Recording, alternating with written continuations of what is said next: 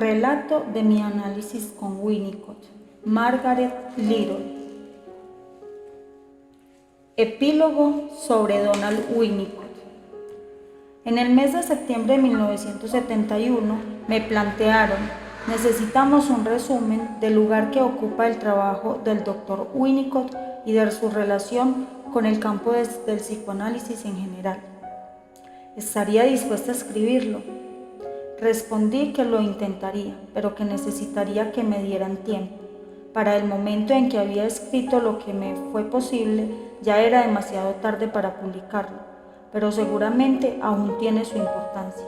Por cierto, estos términos de referencia significarían una tarea imposible para cualquier escritor, por lo tanto, yo no los tomo demasiado en serio, pero sí he tomado en cuenta lo que se me pidió.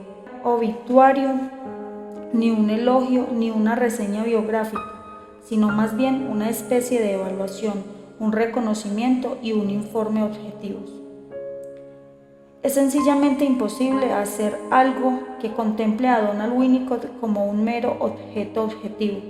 Resulta inevitable que exista algún elemento que haga que lo que se perciba como un objeto subjetivo, sus propias palabras, para cualquier persona que haya estado en contacto con él de alguna manera, en especial para aquellos que, como en mi caso, fueron sus analizados, y nuestra evaluación dependerá de hasta qué grado hemos sido capaces de percibirlo a él y a nosotros mismos de un modo objetivo.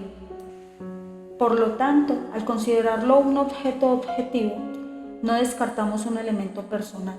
Si así fuera, obtendríamos algo fosilizado o momificado, un no ser, algo a lo que no se asocia ningún sentimiento, lo que destruiría automáticamente la evaluación que intentamos llevar a cabo. En una ocasión, Winnicott se refirió a sí mismo como un fenómeno aislado, referente histórico de su trabajo acerca de su relación con Melanie Klein y con su trabajo. Desarrolló el concepto de un individuo que está implícito en esto. Al hablar en su trabajo la comunicación acerca del empleo y disfruté por el individuo de los modos de comunicación y el self no comunicante del individuo, o por decirlo de otra manera, el núcleo personal del self que permanece verdaderamente incomunicado. Por lo tanto, debemos considerar a Winnicott como comunicándose y no comunicándose simultáneamente, la interacción entre estos dos aspectos de sí mismo, de sus lectores, de sus compañeros, de sus analizados, etc., y reconocer que tenía destellos de uno y otro tipo. Así se lo idealiza fácilmente, al tiempo que se le acusa haber estropeado todo lo que tocó: la psiquiatría, el psicoanálisis, la pediatría y así sucesivamente. Ninguna de las dos actitudes le hace justicia. De hecho, aquellos que aprobamos o estamos de acuerdo con su forma de pensar, también tenemos grandes diferencias con él, mientras que los que están en desacuerdo con sus ideas a menudo terminan aceptando de mala gana aquello que hasta el momento consideraban extravagante. Tal vez la consecuencia más importante sea la profundidad de su impacto en el campo general, donde las ideas que él planteó por primera vez fueron finalmente aceptadas, aunque se las atribuyó a otras personas. Las cosas a las que él llegó sin arengas ni ostentaciones generalmente llegan a buen puerto, como si de pronto alguien las captara y aparecen referencias a sus dichos en lugares totalmente inesperados, como una referencia en un artículo acerca de arquitectura de escuelas que apareció en un periódico dominical británico. Donald Winnicott tenía una habilidad especial para hacerse entender por toda clase de gente, para decir cosas que no se pueden explicar con palabras y para conectarse con los elementos creativos de las personas, es decir, con la parte que está realmente bien en una personalidad debajo de la superficie. Pero cuando no se ha captado lo que él dijo, generalmente porque aún no ha sido totalmente desarrollado, a menudo porque es realmente oscuro o porque él suponía que la gente entendía cómo en realidad no era así. Es lógico que experimente como algo enigmático y frustrante. Me siento en deuda con un colega por un informe que realizó acerca de un ejemplo en particular que tuvo lugar en 1968 en New York, cuando Winnicott leyó su trabajo, el uso de un objeto y la relación por medio de identificaciones. En este trabajo, él hablaba de la destrucción del objeto, tomándolo desde un punto de vista imaginativo, no real. Pero no se le comprendió, lo que provocó un arrebato de hostilidad violenta en la audiencia y el rechazo de sus ideas y de su trabajo en general. Desgraciadamente, en este tiempo, él se encontraba gravemente enfermo y no le fue posible replicar, pero ese trabajo fue incluido más tarde en Realidad y Juego. El efecto fue extremadamente perjudicial y ha persistido en ciertas áreas hasta el presente. La hostilidad continuará aún por algún tiempo, hasta que más personas entiendan su significado y comprendan que él no argumentaba tener la última palabra en este caso, ni en ningún otro. Sería inútil evaluar su trabajo, sus descubrimientos o sus idiosincrasias, o compararlo con otros autores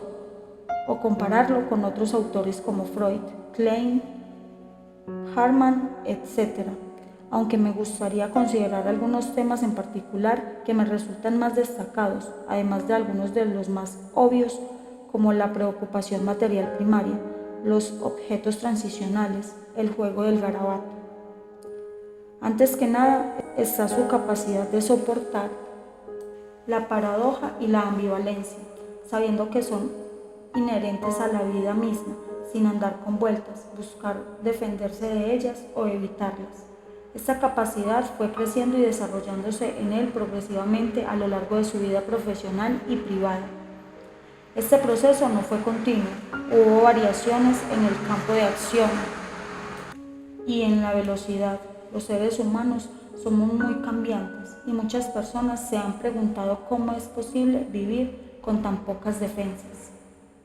A partir de esto surgieron temas como la importancia de ser capaz de decir no, la necesidad que tienen tanto el adulto como el niño de un no y de un sí, y de la frustración que dada en el momento adecuado fomenta el crecimiento y en el momento equivocado lo inhibe, la importancia de la confrontación en ciertos momentos, el valor de la destructividad y de la capacidad del padre y del terapeuta para sobrevivir a ella, y muchas otras verdades sobre los hombres, las mujeres, los niños y los adolescentes, considerados como personas reales.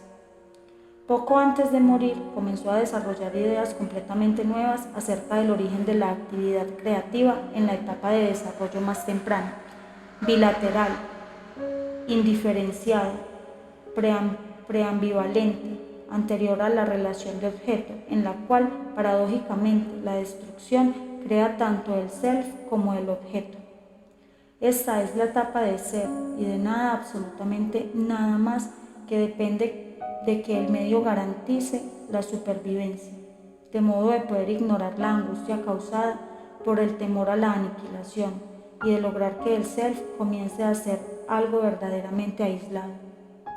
Ya habían aparecido otros postulados: soy psique soma de Aquinas, pienso, luego existo, de Descartes, pero estos postulados han sido superados por la importancia del yo soy, conocido durante mucho tiempo como el prohibido nombre sagrado del omnipotente creador, y finalmente por el enunciado aún más simple, yo, que postula e incluye, aunque no plantea el no yo. Tampoco esto es nuevo, es el espíritu que cierne sobre la superficie de las aguas. Uno es uno y está solo, y será así por siempre. Lo que sí es nuevo es el reconocimiento y la utilización que le da Winnicott, y no solo el nuevo, sino también individual y personal, como él lo expresa al explicar la frase de Hamlet: ser o, pausa, no ser. Esa es la pregunta. En algún momento de esa época murió, en cierto modo, aunque se hallaba explorando, escribiendo, dando conferencias, atendiendo pacientes, pero morir fue para él una parte importante de su vida, la cual hubiera carecido de sentido y hubiese sido incompleta sin la muerte, algo que tenía que alcanzar en el momento justo. Nos faltó, por cierto, al no saber todo y al no comunicarnos todo lo que sabía, pero qué terrible si lo hubiera hecho. Diferentes personas han descrito a Winnicott como un genio y yo considero que los significados que le dan a esta palabra son tan variados como las personas mismas. Ralph Vaughan Williams define a un genio como la persona adecuada en el lugar adecuado y en el tiempo adecuado, y yo creo que esta definición describe exactamente a Winnicott. Pero son otros, en especial aquellos que vendrán después, los que tendrán que descubrirlo a él y a su trabajo por sí mismos. Véase su afirmación acerca de que otros antes que él habían hallado las mismas cosas, incluyendo a Freud, pero que lo importante fue que él las había hallado por sí mismo. Estoy en deuda con la doctora Virginia Suttenfield, cuyo único contacto directo con Winnicott tuviera lugar en un coloquio en París. Ella habló del modo informal en que él lo dirigió. Estaba en mangas de camisa, habló un poco y se reclinó en su silla. Luego hablaron todos. Después él se sumó, evaluó todas las contribuciones, hizo algunos comentarios y expresó su agradecimiento. Más tarde, durante una clase, uno de los alumnos de la doctora Suttenfield le dijo balbuceando cuánto lo había ayudado. Para ella, esto fue el resultado directo de su sensación de la cualidad progresiva de vida de Winnicott. Él era una persona chispeante, afirmó la doctora. Comentario final. Si él era un genio, no del calibre de Newton, Einstein o Shakespeare o Beethoven, etc., pero hizo lo mismo que ellos. Aclaró temas como la importancia del medio temprano en particular, el tratamiento de la psicosis, los orígenes de la creatividad, el valor de la destructividad, etc., y abrió el camino para que otros pudieran desarrollarlos con mayor profundidad. La naturaleza y las leyes de la naturaleza se ocultaban en la noche. Dios dijo: hágase Newton, y se hizo la luz. Epitafio dedicado al señor Isaac Newton. Pero la luz no tiene sentido sin la oscuridad, así como la creatividad carece de sentido sin la destructividad. Y no podemos ignorar las cosas oscuras en la vida y en el trabajo de Donald Winnicott, su tristeza por no poder ser padre o madre, sus errores, fracasos y hasta tragedias, errores de juicio, omnipotencia quizás, y al final de su vida, fallarle a los pacientes de los que tanto se ocupaba, simplemente muriendo. Para una de sus pacientes era su tercer analista en morir. Donald Winnicott había escrito en 1954 acerca de la necesidad de que el analista sobreviviera para que los pacientes psicóticos o borderline pudieran recuperarse. Solemos pasar por alto tanto la naturaleza de los pacientes como los que él estaba trabajando, como el hecho de que no sabemos nada acerca del contenido de sus análisis. En 1950 escribí: cada uno tiene su propio cementerio privado y no todas las sepulturas tienen lápidas. Esto aún es cierto. Los informes de Winnicott hasta ahora no pueden divulgarse por completo, solo tenemos nuestros recuerdos. Más adelante habrá una evaluación posterior, incluso Newton, Einstein, etc. aún están siendo reevaluados a la luz del conocimiento más reciente. A la larga, Donald Winnicott no cederá y sus burbujas vivirán y crecerán durante mucho tiempo. Muchos, al igual que él, tendrán éxito, fracasarán, y el psicoanálisis que él valoraba por sobre todas las cosas cambiará y crecerá en direcciones que no podemos prever. Este libro trata del verdadero self en acción de Winnicott en muchos aspectos, y cabe aquí referirnos a El gesto espontáneo, cartas selectas de Donald Winnicott. El gesto espontáneo, editado por Robert Rothman, refleja la espontaneidad, la generosidad, la franqueza y el verdadero self en acción de Winnicott. Consta en su mayor parte de una selección de cartas escritas por Winnicott para una variedad de personas. Una carta importante es la que muestra el empeño de Winnicott para persuadir a Melanie Klein y a Anna Freud de aplacar su profunda rivalidad con el fin de trabajar para el progreso del psicoanálisis y el bienestar de la sociedad a la cual ambas pertenecían. Esta pelea ha tenido grandes repercusiones en el mundo exterior y hasta cierto punto aún persiste.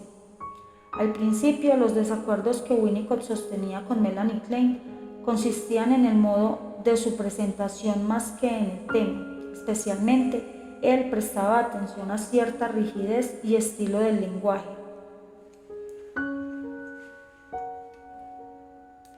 Klein speak, utilizando sus propias palabras, que ella y sus compañeros manejaban y que provocaron malestar en las reuniones, profundizando las separaciones de los diversos elementos de la sociedad. Más tarde surgieron diferencias más teóricas, en particular aquel tema acerca de la importancia del ambiente en la infancia temprana, pero también en la vida de un analizado, y el énfasis que ella ponía en los factores hereditarios innatos determinando la presencia de la envidia en el nacimiento. Algo que para Winnicott era demasiado sofisticado para que estuviera presente en un recién nacido. Son pocas las cartas que forman parte de una correspondencia permanente. En este sentido, la mayoría surgieron de una motivación espontánea. Para muchos colegas, Winnicott escribió acerca de los trabajos presentados por ellos y por otros. En algunos casos estaba de acuerdo, en otros en desacuerdo, hacía comentarios u observaciones. Para Melanie Klein y Joan Riviere, él escribía protestando ante la actitud de ellas de desacreditar sus contribuciones y de afirmar que él no aceptaba la superioridad de Melanie Klein a causa de su enfermedad psíquica. Él pidió una respuesta a los gestos que había hecho. Escribía expresando su comprensión a las madres que le pedían consejos acerca de sus hijos. Les sugería que buscaran la solución a sus dificultades dentro del seno de sus familias y les advertía que no debían postular la verdad o la mentira absoluta. Otros lo consultaban acerca del valor terapéutico del psicoanálisis y él respondía que variaba dependiendo del individuo. Con algunas personas funciona, con otros no pueden utilizarlo, no es la cura para todo. La espontaneidad también se relaciona de un modo muy importante por el coraje, con la confianza en sí mismo, con la franqueza consigo mismo, con la independencia de pensamiento y de acción, con la originalidad.